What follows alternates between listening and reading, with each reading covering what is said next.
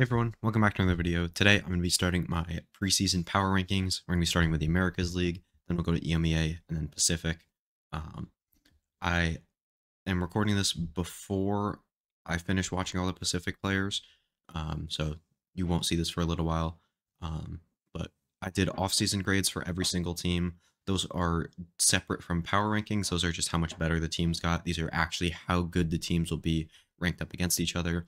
And after I'm done with all three of these videos, I will be going and showing you my full list of every team power ranked all together. So all 33 teams, plus I think I added EDG in there as well. Maybe another Chinese team or two. I don't really remember. I'm going to save pretty much this year to be learning about the Chinese scene rather than actually really hard predicting everything like that. But yeah, make sure to leave a like and subscribe if you enjoyed. Leave your list of the 11 teams in the comments below. And yeah, let's get right into it. All right, so we're going to start here with the bottom tier, which I just have named bad, which is, I mean, it's just for the bad teams. And now we only have one team here, which will be MIBR. I didn't hate this team's offseason. I thought they got better. They brought in a better IGL than they had in Mariz, and they picked up Mazin from Furia. And they picked up Artsine, who was playing on, what team was he on? 0-0 Nation, yes. I thought he was fairly good on that team. I like him a lot. But I just don't think he stacks up very well against the rest of the duelists in Americas. RGL is a very good Smokes player, but again is like middle of the pack in Americas just because they have so many good ones. Mazin is one of the worst IGLs in Americas. He didn't really do too much on Furia last year. In terms of calling, at least. FRZ, I think on Sentinel he's played well, and should continue to play well. And then JZZ, I just, a lot of people believe in him. I just don't get it, personally.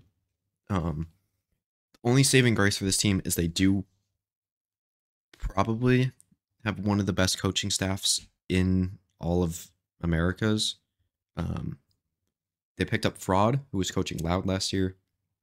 Loud just rotate through coaches for no reason, and they also kept Bazooka, who was the former coach of Loud when they won champs. So you'd hope that that leads to some development of these players and maybe making them sneak into one of these tiers by the end of the season. But right now, I just don't think there's any reason to not have them in this bottom tier. You have just bad teams. Right, and now we're on to our teams that I think could sneak into the playoffs maybe, but probably will just miss out. Maybe take some games off some of these top teams here, but overall just not be too great throughout the season. So at number 10, we have Furia. I think this team, roster-wise, I don't know if they got better this offseason. I think they changed. They changed a lot of stuff. I mean, they only kept MW. Keeping him on the duelist, I'm not huge on. Maybe I missed something at Convergence. I haven't watched those games yet, as of right now. And from what people were talking on Plat Chat about, like, this team looks like it's just MW and everybody else, which I don't like. Considering I'm not huge on the MW duelist, as I just said. I don't think his opping is particularly great. His rifling and his entering and stuff is very good, but I don't think I don't even think it's like on par with some of the other Brazilian duelists like Aspas. Well, the other Brazilian duelists, pretty much. And yeah, I just don't think he is good enough to carry this team. Conan, I don't really believe in as an IGL so far. I just don't think he does enough. Liazi, I thought has looked good when I've watched him. Not amazing, but good.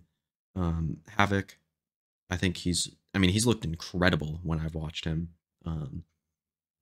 His flex play is insane. I hope he just continues to get better here, and I think that'll be a good sign for this team. And then Khalil, who was fairly up and down all season last year, but had some very, very good games, especially at the beginning of the year for Furia. So I think he could. Oh wait, they also kept Khalil. I don't know what I'm talking about, by the way. That was just a lie when I said they only kept MW and put him on duelist. Um, but yeah, Khalil also had some very good games last year, and I think he could kind of do the same this year. Let this team have some upsets, but overall, probably not make playoffs. And then at 9, I have Crew. Let me pull up their VLR page here just to make sure I don't forget. Yeah, they added in Shy here. I think they got a lot better this offseason, added MTA in, and they kept probably their best 3 players in Melzer, Kesnet, and Klaus. I understand that there's extenuating circumstances with this team that I'm not going to talk about right now, but overall, I do think this team is very good. I don't think they'll be as good as they were in LCQ last year, but I think they'll still be a very, very solid team here and be able to take some games off some teams, not go 0-9 like they did last year. And yeah, maybe go on a run at some point this year as well. And then next up, we have Evil Geniuses, who have definitely had an interesting offseason, to say the least. You got Ethan, Boostio, and Demon One all leaving to different teams. Ethan and Boostio to NRG, which we'll talk about later. And then, wait, I said Ethan and Demon One, right? To NRG. And then Boostio to 100 Thieves, which is rumored right now, but like it's gonna happen. Everybody knows it. And yeah, I think I believe a little bit more in this team than everybody else does. They're also like rumored to get a bunch of different like scraps of like tier 2 players. Like they're gonna keep Jogamo, it seems. Probably maybe keep Calm. He might go to Leviathan. I don't know how much weight there is in that. I'm not ranking it based off that. I might update this if that does happen. Officially, if there's more reporting based on off of that. I'm surprised they're not really keeping Screwface around. He might just want to leave. I don't know. But like scraps of like Stellar, Corey, Baby Bay, GMD I think was also in there.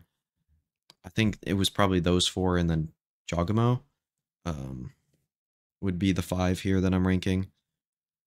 But regardless, honestly, as long as they get solid tier 2 players like that and put them on roles that they're going to be okay on, I think Potter can elevate this team enough, and Jogamo can elevate this team enough, and if Calm stays, him as well, to at least be a possible playoff contender and kind of have some really good games against some really good teams, because there is experience on this roster. And yeah, obviously a lot of people are hating on EG because of the org, but I don't think this team will actually be that bad, contrary to popular belief. Kind of similar to how I thought about C9 last year. After they made the Yay and Vanity moves, I thought that the team would be able to live and not be the worst team in Americas. And I mean, that was an unpopular opinion at the time, and I was kind of right, but also was not, obviously, since they were like the second best team in Americas. But I don't think EG is going to do that. I think there's a little bit too much to overcome here, but I do kind of like the players that they're bringing in. But obviously they got a lot worse here. All right, and now into our tier of teams that should make the playoffs here, based on what their roster is going to be. And actually, looking at my rankings here, I think I'm going to change this around. I'm going to put C9 in number 7. Now, I know there's probably only going to be 6 playoff teams like there was last year, but I do think all these teams should have playoff expectations. So that's why I'm putting them in this tier. Obviously, there's probably going to be either more or less playoff caliber teams than there should be, or than 6. So like in the NFL, a lot of the time, the like 7th seed or like the lower seeded teams, you know, they're not going to win any games just because they're not good, and they're just barely sneaking in. But I think it would be the other way around, where there's too many good teams for the 6 playoff slots. And yeah, I think C9 might just get edged out by some of these teams. It might have to do with like head-to-head matchup down the stretch or just like map diff or something like that. But overall, I do believe in this C9 team. I think Oxy is really, really, really good. Um, I think he's like a lot of the time, what I look for is on the attack side being like having a lot of pace and being like a fast duelist, good mechanics, good entering, and all that kind of stuff. And Oxy is that. He might need to be toned down a little bit, not go as aggressive sometimes, but I'd take that over somebody like Cryo who's gonna just sit back sometimes and not do anything, and not be aggressive enough, or not entry well enough. His jet is insane. His mechanics are insane. His raise is really good as well, which is a really good sign. Um, and overall, I just think like I believe in Vanity, I believe in Zeppa, I believe in Jake, and I believe in Whippy, even though I don't think Whippy is like the best player. I think he's probably the worst individual on this team, from what we've seen in the offseason, as long as Vanity keeps his form. Um, and yeah, I think this team probably, I mean, they have a good chance at making playoffs. In the regular season split, can probably do some damage in some other events like the kickoff and maybe make some international events if they go on a heater. Um, but yeah, I don't know. I think they are kind of mid. Um, they're sitting right at the middle of the pack here in this tier, so I think it makes sense. But I think there isn't really much room to go up from this spot, or from this tier, I guess, is what I'm trying to say. And then at number 6, I have 100 Thieves, who are going to bring in EU and Boostio here to replace Stellar and Derek, which are massive upgrades.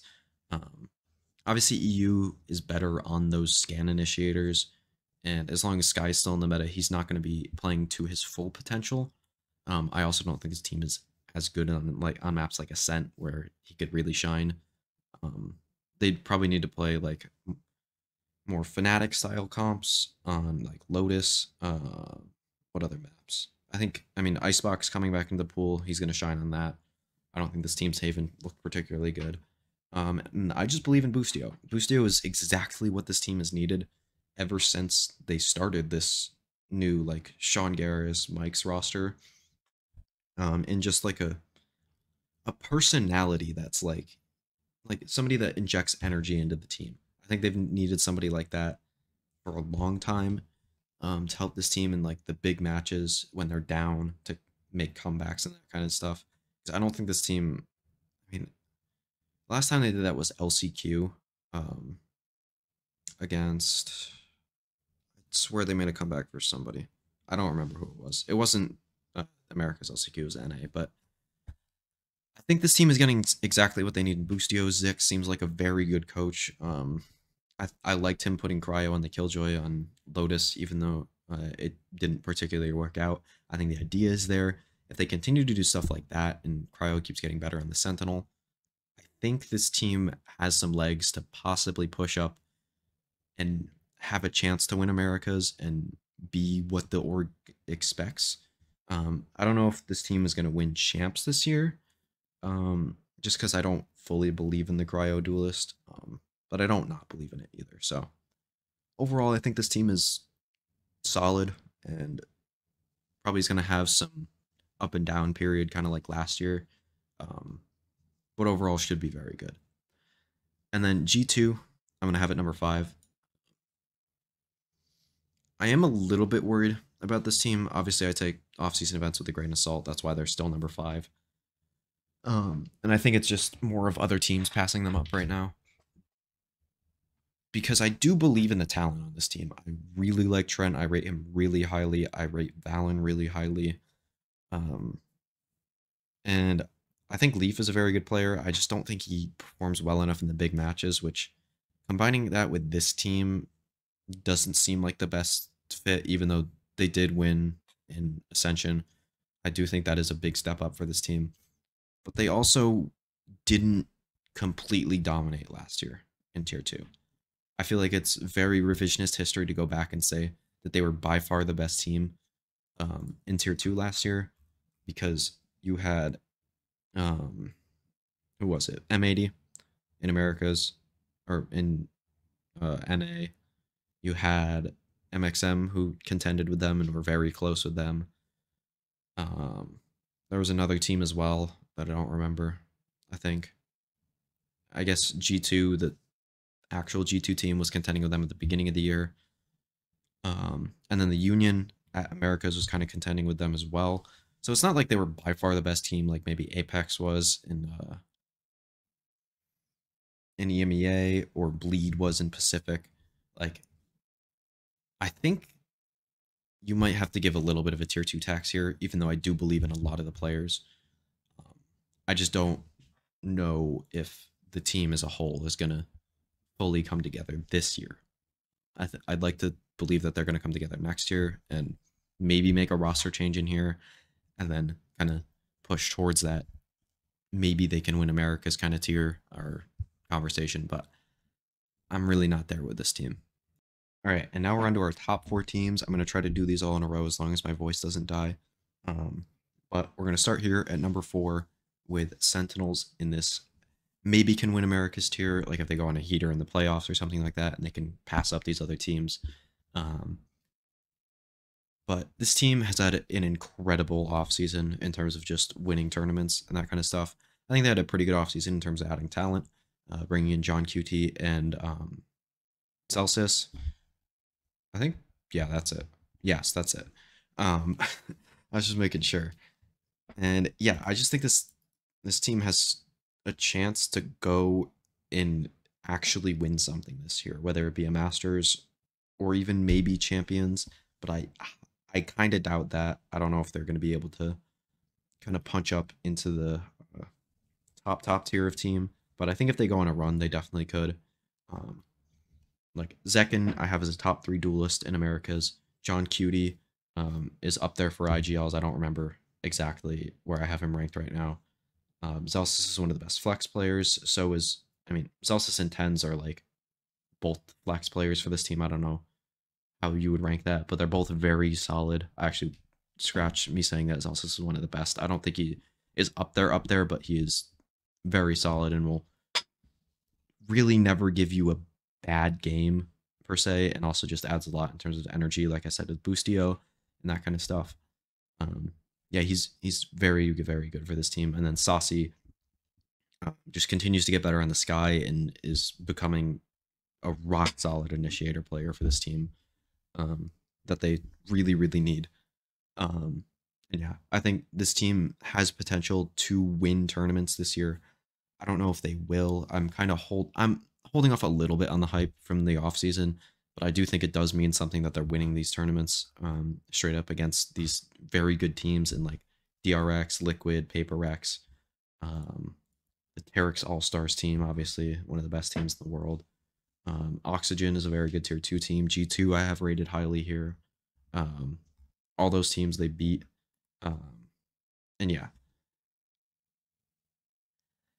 I'm not saying they can't win tournaments, or I'm not even saying that they will this year. I just think that I'm somewhere in between that, where I'm not going to predict them to win anything this year particularly, but I'm not going to say that they can't either.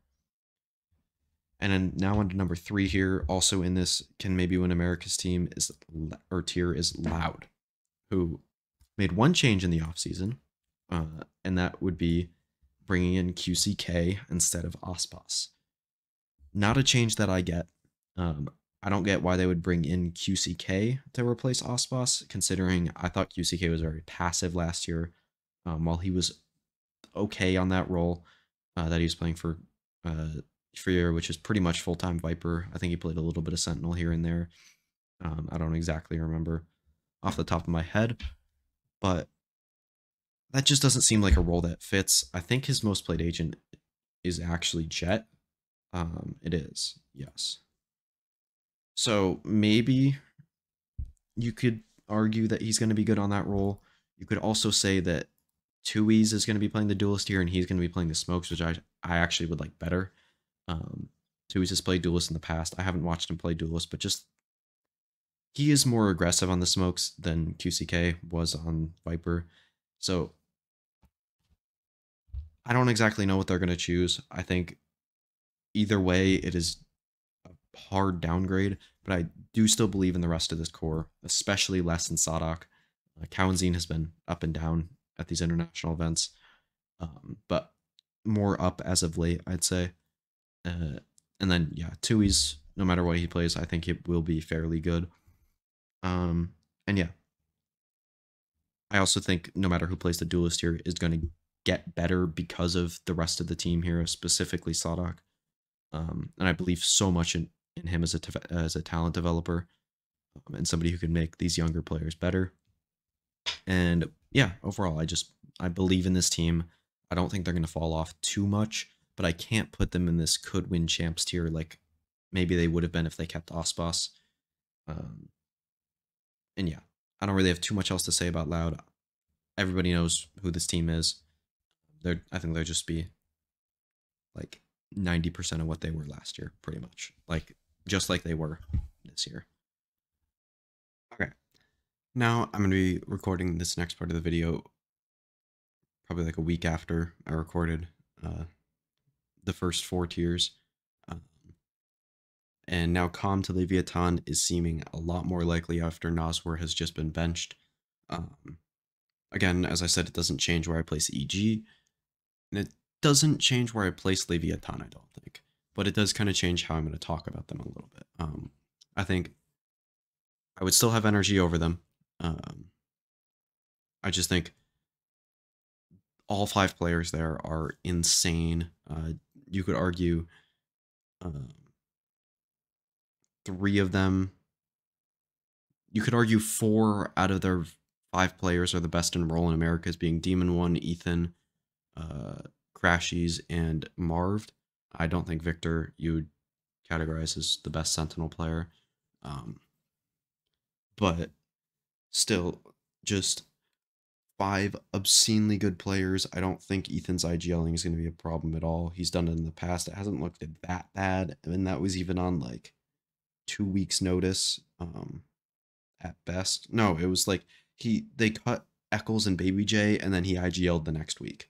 Like they were fine. Like there's not really much he can do about that.